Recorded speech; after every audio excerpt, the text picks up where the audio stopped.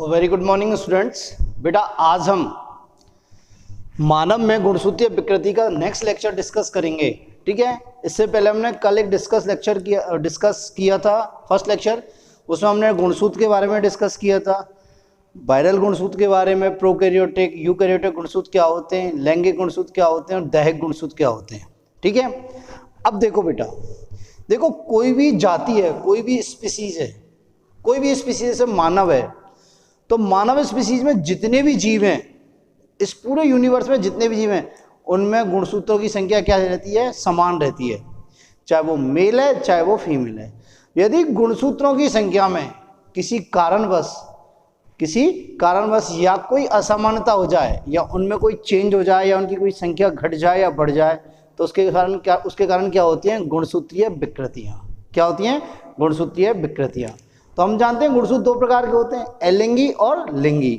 तो पहली होती हैं अलिंगी गुणसूत्र से संबंधित विकृतियां और दूसरी क्या होती हैं? लिंगी गुणसूत्रों से संबंधित विकृतियां। मेरी बात समझ में आई? एक तो क्या होगी? अलिंगी गुणसूत्रों से संबंधित विकृतियां और एक लिंगी गुणसूत्रों से संबंधित विकृतियां। तो अलिंगी गुणसूत्रों से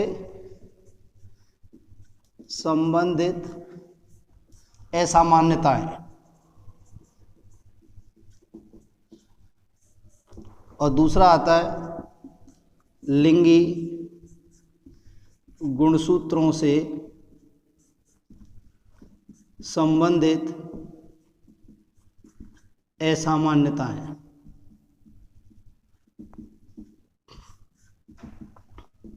देखो बेटा, इस अलिंगी गुणसूत्रों से संबंधित असामान्यता, इसमें हम 4 डिजीजों के बारे में पढ़ेंगे और इसी प्रकार लिंगी गुणसूत्र से संबंधित असामान्यताओं में हम 4 डिजीज के बारे में पढ़ेंगे। ठीक है, तो देखो एक बात सुनो मेरी बात, कि लिंगी और अलिंगी, देखो लिंगी गुणसूत्र से संबंधित असामान्यताएं जो मेल और फीमेल दोनों में हो सकती हैं, नर और मादा दोनों में हो सकती हैं, क्योंकि अलिंगी गुणसूत्रों का सेक्स से कोई रिलेटेड नहीं हो सकता, तो ये मेल और फीमेल दोनों में हो सकती हैं, मादा एवं नर दोनों में हो सकती हैं।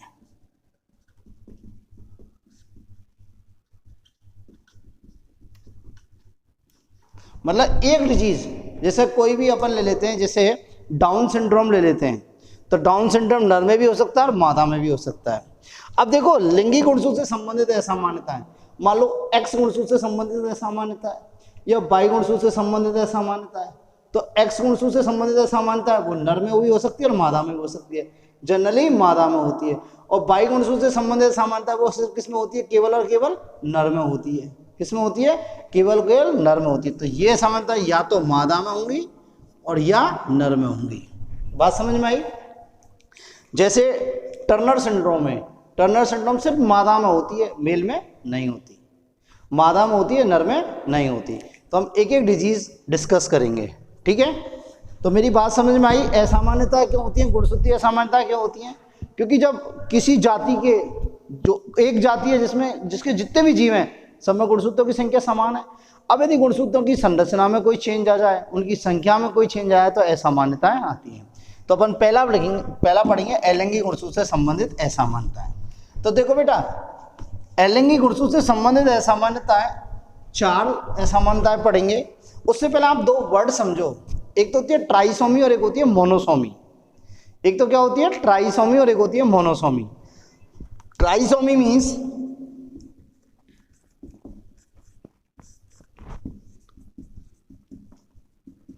क्योंकि ये वर्ड हम यूज करेंगे, तो हम पहले समझ लें ट्राइसोमी क्या होती है, मोनोसोमी क्या होती है।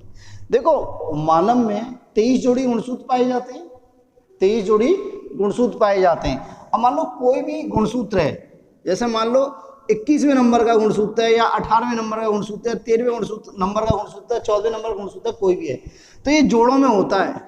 इन्हें क्या बोलते हैं? समजात गुणसूत्र। क्या बोलते हैं बेटा? समजात गुणसूत्र, जिसमें से एक तो माँ से आता है और एक पापा से आता है। अब यदि इनमें एक गुणसूत्र की संख्या बढ़ जाए, 2 की जगह क्या हो जाए? 3 हो जाए, 2 की जगह क्या हो जाए? 3, मतलब एक गुणसूत्र बढ़ गया, तो क्या हो गया? इसको क्या बोलते हैं? इस कंडीशन को बोलते हैं ट्राइसोमी। क्या बोलते हैं? ट्राइसोमी। यदि 2 बढ़ जाए तो उसे क्या बोलेंगे? टेट्रासोमी। 3 बढ़ जाए तो उसे क्या बोलेंगे? पेंटासोमी, 4 बढ़ जाए तो क्या बोलेंगे, हेक्सासोमी। बात समझिए। अब ट्राइसोमिक कंडीशन में क्या थी, हमारे पास क्रोमोसोम पहले कितने थे, 46, अब 1 बढ़ गया तो कितने हो गए, 47। मेरी बात समझ में आई। मोनोसोमी का मतलब क्या है, ये एक समजात गुणसूत्र है जिसमें एक गुणसूत्र किससे आया, माँ से, और एक गुणसूत्र किससे आया, पापा से। अब यदि इनमें से कोई एक गुणसूत्र डिलीट हो जाए, विलुप्त हो जाए, तो इसे क्या बोलेंगे, मोनोसोमी।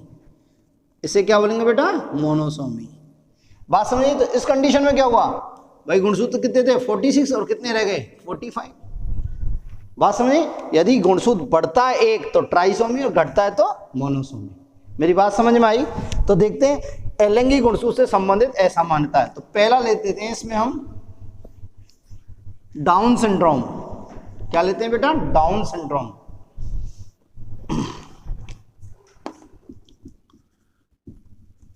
Down syndrome.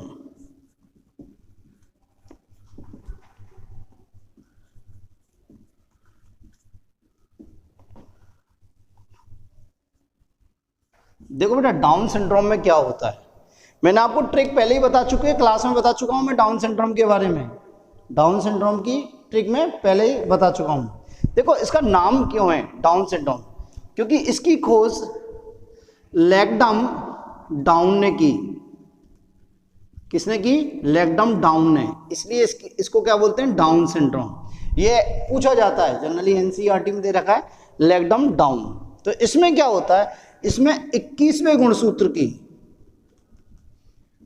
क्या होती है, ट्राइसोमी होती है। 21वें गुणसूत्र की क्या होती है बेटा, ट्राइसोमी। मतलब क्या हुआ कि गुणसूत्रों की संख्या कितनी थी, पहले 46, अब कितनी हो गई, 47। मतलब 21वें नंबर का गुणसूत्र की संख्या, जो 21वें गुणसूत्र, दो समजात गुणसूत्र उससे क्या हो गए, 3 हो गए। कितने हो गए, 3।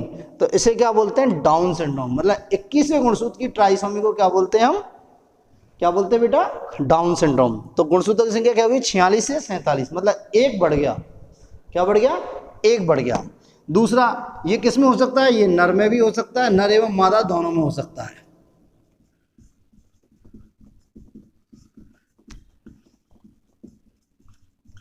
नर एवं मादा दोनों में हो सकता है। बेटा प्रत्येक 600 बच्चों में से 600 बच्चों में से एक बच्चा डाउन सिंड्रोम से पीड़ित होता है।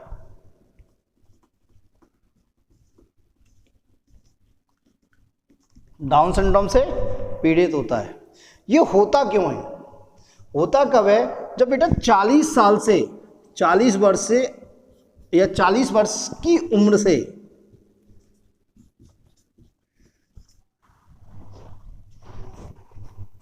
40 वर्ष से अधिक उम्र की महिला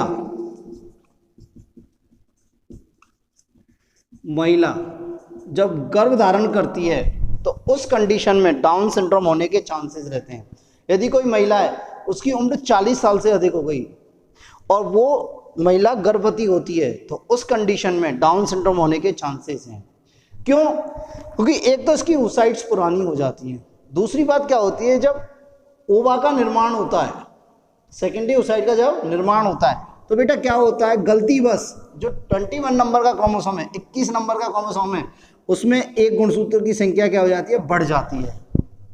मतलब 2 की जगह क्या हो जाता है, वो 3।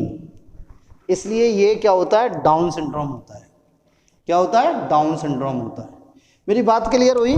तो आप क्या लिखोगे इसमें कि 21वें गुणसूत्र की ट्राइसोमी, गुणसूत्र की संख्या क्या होगी, 46 से 47। कितनी होगी, 46 से 47। ये नर और मादा दोनों में हो सकता है। क्या बेटा, नर और मादा दोनों में हो सकता है। और प्रत्येक 600 बच्चों में से एक बच्चा किससे पीड़ित होता है बेटा, डाउन सिंड्रोम से पीड़ित होता है। किससे होता है, डाउन सिंड्रोम से पीड़ित होता है। और ये कब होता है, जब 40 वर्ष से अधिक की उम्र की महिला गर्भवती होती है, तो उस कंडीशन में डाउन सिंड्रोम होने के चांसेस बढ़ जाते हैं। क्यों, क्योंकि अंडजनन की क्रिया के दौरान क्या होता है बेटा, अंडजन मतलब अंडा निर्माण की क्रिया के दौरान, सेकेंडरी oocyte निर्माण के दौरान क्या होता है, गलतीवश 21वें गुणसूत्र की संख्या में एक बढ़ जाती है। मतलब गुणसूत्र 21वें गुणसूत्र क्या है, 2, उसी जगह क्या हो जाता है, 3 हो जाते हैं। ठीक है। तो देखो बेटा, इस रोग से पीड़ित बच्चे के लक्षण क्या क्या होंगे। देखो बेटा, लक्षण देखते हैं अपन पहले।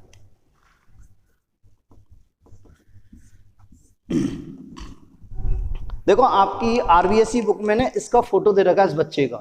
देखो क्या होगा, सर छोटा और गोल होगा। सर कैसा होगा, छोटा और गोल, और फेस कैसा होगा, गोल होगा, बड़ा होगा और चपटा होगा। ठीक है, तो सिर कैसा होगा, सिर गोल एवं छोटा। दूसरा, इसका चेहरा कैसा होगा, गोल, बड़ा एवं चपटा।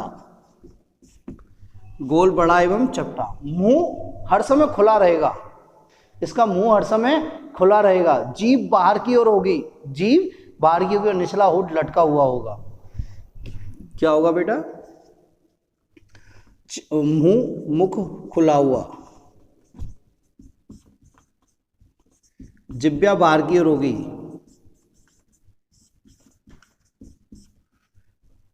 जिह्वा बाहर की ओर होगी, बाहर की ओर लटकी हुई। ठीक है, निचला होंठ मोटा होगा।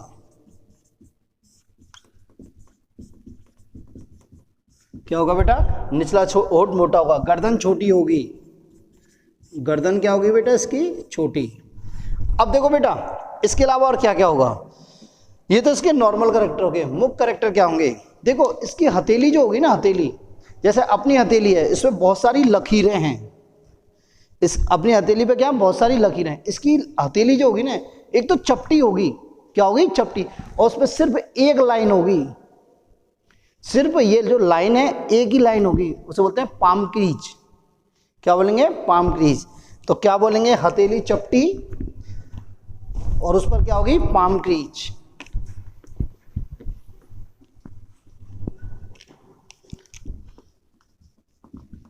हथेली चपटी जिस पर क्या होगी, पाम क्रीज।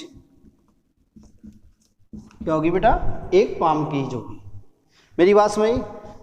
दूसरी बात देखो, इसकी आईक्यू कम होगी, पागल होगा मानसिक रूप से, मानसिक रूप से, शारीरिक रूप से, क्या, मानसिक रूप से, शारीरिक रूप से इसकी जो वृद्धि होगी वो क्या होगी, रुक जाएगी। मतलब देखो, एक तो ये मानसिक रूप से मतलब पागल होगा, मेंटल रिटार्डेड होगा। इसकी शारीरिक वृद्धि भी कम होगी, मतलब आकार में क्या होगा, छोटा होगा। आकार में क्या होगा बेटा, छोटा होगा। ठीक है, दूसरी बात, इसकी लर्निंग पावर, सीखने की क्षमता बहुत कम होगी। सीखने की क्षमता क्या होगी बेटा, बहुत कम होगी। दूसरी बात, जैसे इसमें ना मोटर फंक्शन जो होते हैं वो भी क्या होंगे, अनियमित, मतलब असामान्य होंगे। जैसे इसे पकड़ने की क्षमता कम होगी, किसी चीज़ को इसे पकड़ रहे तो पकड़ने की क्षमता भी इसमें कम होगी। मेरी बात समझ। और कैसा होगा, बंद होगा, अपने जैसी औलाद पैदा नहीं कर सकता, बंद होगा, बांझ होगा, बंद या बांझ होगा। बात समझ में आई। तो बारह सुन लो, डाउन सिंड्रोम, इसमें क्या हो रही है, 21वें गुणसूत्र की ट्राइसोमी हो रही है। 21वें गुणसूत्र की ट्राइसोमी हो रही है। जनरली कब होती है, जब 40 वर्ष से अधिक उम्र की महिला गर्भ धारण करती है, तो उस कंडीशन में इस रोग के होने के चांसेस रहते हैं। बात सुनिए, प्रत्येक 600 बच्चों में से एक बच्चे को डाउन सिंड्रोम हो जाता है। ठीक है, क्यों होता है, क्योंकि क्या होता है, जब अंडजनन की क्रिया होती है, अंडजनन की प्रक्रिया होती है, तो उस दौरान क्या होता है, 21वें गुणसूत्र की ट्राइसोमी हो जाती है, गलतीवश, त्रुटिवश। बात समझिए। लक्षण मेल और फीमेल दोनों में से लक्षण क्या है, सिर छोटा और गोल होगा। सिर क्या होगा, छोटा और गोल। फेस कैसा होगा, चौड़ा होगा, गोल होगा, और कैसा होगा, चपटा, मतलब नाक भी चपटी होगी उसकी, ऐसे नाक चपटी होगी। ठीक है, तो क्या होगा, चेहरा गोल होगा, बड़ा होगा, चपटा होगा। मुख खुला हुआ, ये मुख होता है पार्शियली खुला रहता है ऐसा। ठीक है, जीभ बाहर होगी, जीभ हर समय बाहर लटकी रहेगी। क्या होगा, निचला होंठ मोटा होगा। क्या होगा बेटा, निचला होंठ मोटा होगा। और क्या होगा, छोटी गर्दन होगी। क्या होगी बेटा, छोटी गर्दन होगी। ठीक है, हथेली चपटी होगी। क्या होगी बेटा, हथेली चपटी होगी। और पाम क्लीज होगी। Palm crease means palm crease. देखो बेटा, पाल्म क्लीज, पाल्म क्लीज, देखो क्या होगा, ये हथेली है अपन की हथेली है, ये बिल्कुल इस पे क्या बहुत सारी लकीरें हैं। इस रोग से जो रोगी होगा, इस रोग का रोगी, उसकी बिल्कुल ये लकीरें नहीं होंगी और सिर्फ एक लाइन होगी, इसे बोलते हैं प्लाम क्लीज। क्या बोलते हैं बेटा? प्लाम क्लीज। ठीक है। आईक्यू बहुत कम होगा इसका, सीखने की क्षमता बहुत कम होगी, मेंटल रिटार्डेड होगा, मतलब पागल होगा, शारीरिक रूप से वृद्धि रुक जाएगी, शारीरिक रूप से वृद्धि रुक जाएगी। इसलिए क्या होगा, ये छोटे कद का होगा। कैसा होगा बेटा? छोटे कद का होगा। बात समझ में आई? और बंद होगा या बांझ होगा, बंद होगा या बांझ होगा। मेरी बात समझ में आई? तो ये है आपका डाउन सिंड्रोम। क्या बेटा? Down syndrome. नेक्स्ट आता है एडवर्ड सिंड्रोम।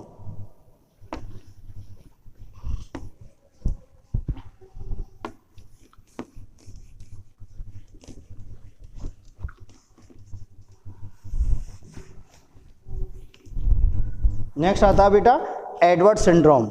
ठीक है।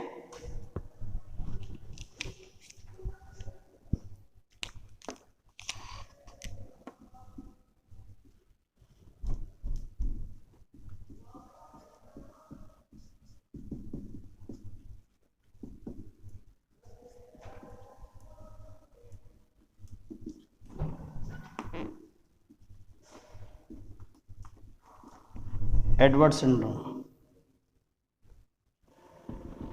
देखो बेटा, ये जितने भी हैं डाउन सिंड्रोम, एडवर्ड सिंड्रोम, पटाव सिंड्रोम, ये साइंटिस्ट के नाम पे हैं। इनका नामकरण जो किया वो किसके? साइंटिस्ट के नाम पे किया। देखो बेटा, इसमें क्या होगा, एडवर्ड सिंड्रोम में 18वें गुणसूत्र की ट्राइसोमी होगी।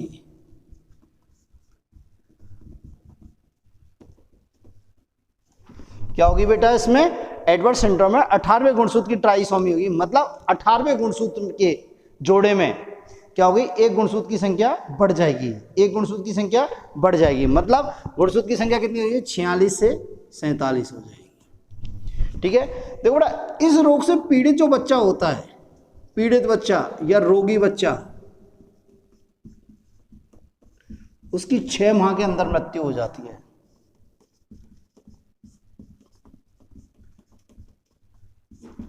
इस रोग से पीड़ित बच्चा क्या होगा, उसकी 6 माह के अंदर मृत्यु हो जाएगी। ये नर और मादा दोनों में हो सकता है बेटा, नर और मादा दोनों में हो सकता है। देखो इसके लक्षण क्या होंगे? लक्षण, मुख छोटा, नाक छोटी, जबड़ा छोटा। क्या होगा बेटा? मुख छोटा होगा, नाक छोटी होगी, जबड़ा छोटा होगा, उंगलियां, फिंगर छोटी होंगी, सुनने में प्रॉब्लम होगी, इसे सुनने में परेशानी। क्या होगी बेटा? इसे सुनने में परेशानी होगी। मुख छोटा होगा, नाक छोटी होगी, जबड़ा छोटा होगा, फिंगर छोटी होंगी। क्या होगी बेटा? फिंगर छोटी होंगी और सुनने में परेशानी होगी। ठीक है। एक क्या करेगा, इसके फिंगर छोटी होंगे, ये फिंगर को हर समय इसे मुट्ठी में बांधे रखेगा। क्या करेगा? मुट्ठी में ऐसे बांधे रखेगा, मतलब इसकी फिंगर को टाइटली ऐसे बांध के रखेगा। ये करेक्टर है इसका, स्पेसिफिक करेक्टर है।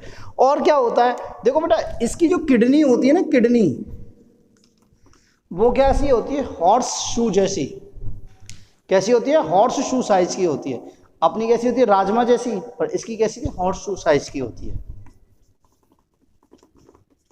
हॉर्स शू जैसी होती है। ठीक है। दूसरी बात क्या होगा, इसमें बहुत सारे हार्ट से रिलेटेड डिजीज होंगे, हृदय से संबंधित रोग होंगे। ठीक है। नर्वस सिस्टम, तंत्रिका तंत्र से संबंधित इसमें रोग होंगे। बात समझे? तो ये हुआ आपका एडवर्ड सिंड्रोम। क्या हुआ बेटा? Edward syndrome. Edward syndrome means 18वें गुणसूत्र की ट्राइसोमी। क्या बेटा? 18वें गुणसूत्र की ट्राइसोमी। ठीक है। इसमें गुणसूत्र की संख्या क्या होती है? 46 से 47 हो जाती है, क्योंकि जो 18वें गुणसूत्र का जोड़ा है उसमें क्या हो जाती है? एक गुणसूत्र की संख्या बढ़ जाती है। ये रोगी बच्चा, इसकी 6 माह के अंदर मृत्यु हो जाती है बेटा। कितनी? 6 माह के अंदर इसकी मृत्यु हो जाती है। लक्षण क्या है? मुख छोटा होगा, नाक छोटी होगी, जबड़ा छोटा होगा, इसकी उंगलियां क्या होंगी? छोटी होंगी। और ये क्या करेगा? मतलब उंगलियों को टाइटली बांधे रखेगा। क्या रखेगा बेटा? टाइटली बांधे रहेगा। सुनने में परेशानी रहेगी। क्या रहेगी? सुनने में परेशानी। और इसकी किडनी क्या होगी? हॉर्स शू जैसी होगी। कैसे होगी? हॉर्स शू जैसी होगी। बात समझ आई? नेक्स्ट आता है तीसरा, पटाऊ सिंड्रोम।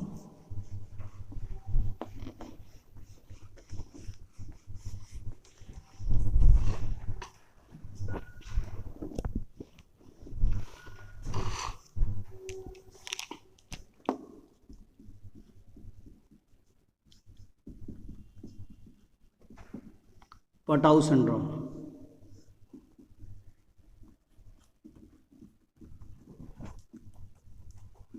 देखो ना पटाउ सिंड्रोम में क्या होता है। पटाउ सिंड्रोम में जो 13वें नंबर का गुणसूत्र है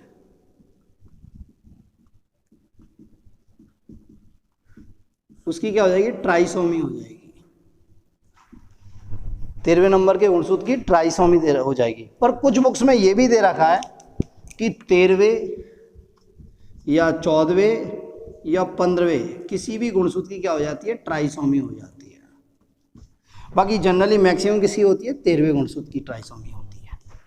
इससे क्या होगा, वही गुणसूत्र की संख्या कितनी होगी, 46 से 47 हो जाएगी। किस में होगा, नर और मादा दोनों में होगा, नर एवं मादा दोनों में। ठीक है बेटा, ये नर और मादा दोनों में हो सकता है। देखो बेटा, इस रोग के मेन लक्षण क्या क्या हैं, इस रोग के मेन लक्षण क्या क्या हैं। देखो ना, इसका तालू कटा हुआ होगा, ऊपरी होठ कटा हुआ होगा। तो ये वाला पार्ट है ना, ये नहीं होगा, ये क्या कटा हुआ होगा, क्या होगा, कटा हुआ, जिसके कारण क्या होगा, मसूड़े बाहर से दिखेंगे। क्या दिखेंगे बेटा, मसूड़े बाहर से दिखेंगे। तो इसका क्या होगा, तालू कटा हुआ, तालू कटा हुआ, ऊपरी होठ कटा हुआ।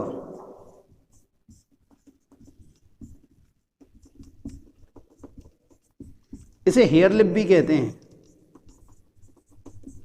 क्या बोलते हैं बेटा, हेयर लिप। लक्षण में क्या है, तालू कटा हुआ होगा, ऊपरी होठ कटा हुआ होगा, जिससे कि मसूड़े बाहर से दिखते रहेंगे।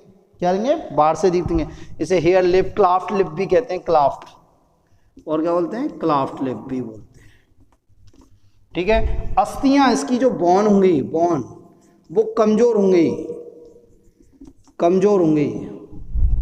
क्या बेटा, इसकी अस्थियां क्या होंगी, कमजोर होंगी और लचीली होंगी, एवं लचीली होंगी। तो ये है पटाउ सिंड्रोम। क्या बेटा, पटाउ सिंड्रोम। पटाउ सिंड्रोम में क्या होगा, 13वें नंबर के गुणसूत्र की ट्राइसोमी हो जाएगी। 13वें नंबर के गुणसूत्र की क्या हो जाएगी, ट्राइसोमी हो जाएगी। कुछ लोग ऐसा भी बोलते हैं 13वें, 14वें, 15वें गुणसूत्र की ट्राइसोमी हो जाती है, जैसा आपकी RBSC में लिख रहा है। बाकी होती मेनली क्या, 13वें गुणसूत्र की। तो गुणसूत्रों की संख्या 46 से 47 हो जाएगी, 46 से 47 हो जाएगी। ये नर और मादा दोनों में हो सकता है, क्योंकि क्या है, एलैंगिक गुणसूत्र से संबंधित हो गए। इसके लक्षण मेन क्या है, तालू कटा हुआ होता है, ऊपरी होठ कटा हुआ होता है। ये जो नाक के नीचे पर दबा हुआ पोर्शन है, फिल्ट्रम कहते हैं इसे, तो ये नहीं होता है, तो मसूड़ा बाहर से दिखता है। जैसे खरगोश में देखा होगा हमने, खरगोश का मसूड़ा ऐसे कटा हुआ होता है ना, सॉरी लिप कटा हुआ होता है, तो उसके दांत पूरे दिखते हैं, इसी प्रकार। तो इसलिए इसे हेयर लिप या क्लाफ्ट लिप भी कहते हैं। अस्थियां क्या होती हैं, कमजोर होती हैं और लचीली होती हैं। क्या होती है बेटा, अस्थियां कमजोर होती हैं और लचीली होती हैं। नेक्स्ट आता है कैट-डू-क्राई सिंड्रोम। क्या आता है, कैट-डू-क्राई सिंड्रोम। नेक्स्ट क्या आता है बेटा, कैट-डू-क्राई सिंड्रोम।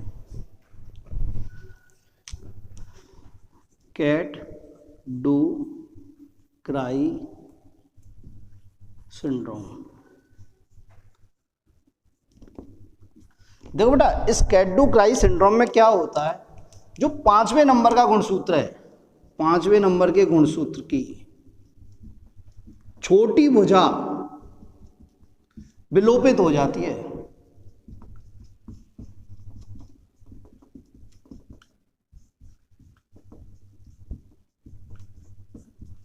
हाँ, एक चीज और सुनो, चाहे एडवर्ड सिंड्रोम में चाहे पटाउ सिंड्रोम में, इनमें भी डाउन सिंड्रोम की तरह क्या होता है, आईक्यू बहुत कम होती है। आईक्यू में सीखने की क्षमता, आईक्यू में सीखने की क्षमता। जैसे आईक्यू कैसे कह सकते हैं, आईक्यू कम है, मान लो किसी की उम्र तो क्या 20 साल और उसकी सीखने की क्षमता कैसी है, 10 साल जैसे बच्चे की, तो उसे क्या बोलते हैं, लो आईक्यू। आप सब पढ़ते हो, आपका जो भी सिलेबस दे रखा है उसके अकॉर्डिंग आप पढ़ रहे हो, आपके अच्छे मार्क्स आ रहे हैं, तो मतलब आपका आईक्यू लेवल सफिशिएंट है, आपका आईक्यू लेवल सफिशिएंट है। पर कई बार क्या होता है कि बच्चा तो 20 साल का हो गया या बच्चा हो गया 12 साल का और उसको सीखने की क्षमता उसकी 5 साल से बच्चे की कम है, तो उसे बोलते हैं लो आईक्यू। क्या बोलते हैं, लो आईक्यू। और कई बार क्या होता है, हमने बहुत सारी जगह देखा होगा कि बच्चा तो है 10वीं का या 5वीं का और क्वेश्चन कर रहा है वो 10वीं के, बच्चा तो कौन सी क्लास में है, 5वीं का, वो क्वेश्चन कर रहा है 10वीं के, तो उसकी क्षमता क्या है, उसकी आईक्यू क्षमता हाई है, उसकी आईक्यू क्षमता हाई है। मेरी बात समझे? तो जितने भी डिजीज होंगे उनमें आईक्यू क्षमता तो सबकी कम होगी। गुणसूत्र से संबंधित जितने भी रोग होंगे उनमें आईक्यू क्षमता तो कम होगी। बात मेरी समझ में आई? तो कैट डू क्राई सिंड्रोम, इसमें क्या होती है, 5वें गुणसूत्र की छोटी भुजा विलोपित हो जाती है। मतलब जो 5वें नंबर का गुणसूत्र है उसमें 2 भुजाएं, एक तो बड़ी भुजा और एक छोटी भुजा, तो छोटी भुजा क्या हो जाती है, विलोपित हो जाती है, तो उसे क्या बोलते हैं, कैट डू क्राई सिंड्रोम। ये भी क्या होता है, इसमें ऐसा नहीं है गुणसूत्रों की संख्या मतलब 46 से 45 हो गई, ऐसा नहीं है। इसे कैसे लिखते हैं, 46 प्लस 5p, विलोपन को बोलते हैं, ऐसे p लिखते हैं। क्या लिखते हैं, p। तो ऐसे ही लिख सकते हैं 44 प्लस x या 44 प्लस xy प्लस 5p या प्लस 5p। ये क्या इंडिकेट कर रहा है 5p, कि जो 5th नंबर का क्रोमोसोम है उसकी छोटी भुजा, जो उसकी छोटी स्मॉल आर्म है, शॉर्ट आर्म है, वो क्या हो गई, डिलीट हो गई या उसे विलोपित हो गई। मेरी बात समझी? इस रोग के लक्षण क्या है? लक्षण, बच्चा बिल्ली की तरह रोता है। बच्चा क्या रहता है, बिल्ली की तरह रोता है। ठीक है, तो उसमें क्या होता है, बच्चा बिल्ली की तरह रोता है। एक तो क्या होता है, बच्चा बिल्ली की तरह रोता है। दूसरा क्या होता है बेटा, इसकी जो ये बच्चा होता है जिसकी आंखें होती है ना, आंखें, तो इन आंखों के बीच में जैसे स्पेस है, 2 आंखें अपन की, एक ये इनके स्पेस में इतना सा स्पेस है, पर इसकी आंखों के बीच में स्पेस अधिक होता है। आंखों के बीच में क्या होता है, स्पेस अधिक होता है। तो क्या लिखेंगे, दोनों आंखों के बीच में, दोनों नेत्रों के मध्य अधिक स्पेस, अधिक स्थान होता है। ठीक है, और कैसा होता है बेटा, ये इसकी आईक्यू लेवल क्या होता है, कम होता है। इसकी सीखने की पावर, लर्निंग पावर क्या होती है, कम होती है। मेरी बात समझ में आई? तो ये हुए आपके एलेंगी गुणसूत्र से संबंधित असामान्यता है। एलेंगी गुणसूत्रों से संबंधित असामान्यता है।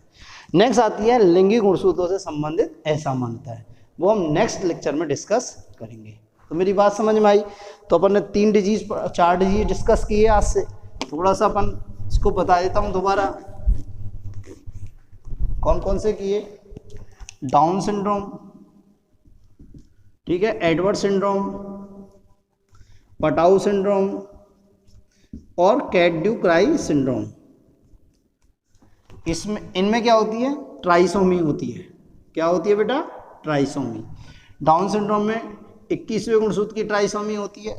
एडवर्ड सिंड्रोम में 18वें गुणसूत्र की ट्राइसोमी होती है। पटाऊ सिंड्रोम में 13वें गुणसूत्र की ट्राइसोमी होती है। कुछ बुक 13वें, 14वें, 15वें गुणसूत्र की ट्राइसोमी होती है। और इसमें क्या होता है, विलोपन होता है। क्या होता है, विलोपन, डिलीशन। तो इसमें कहते हैं 5वें गुणसूत्र की छोटी भुजा का विलोपन होता है। मेरी बात समझ में आई? तो ये हुए आपके एलेंगी गुणसूत्र से संबंधित असामान्यता है। ठीक है बेटा, आज के लिए इतना ही। Thank you. बाकी बच्चा अपन नेक्स्ट क्लास में डिस्कस करेंगे। ओके बेटा, थैंक यू।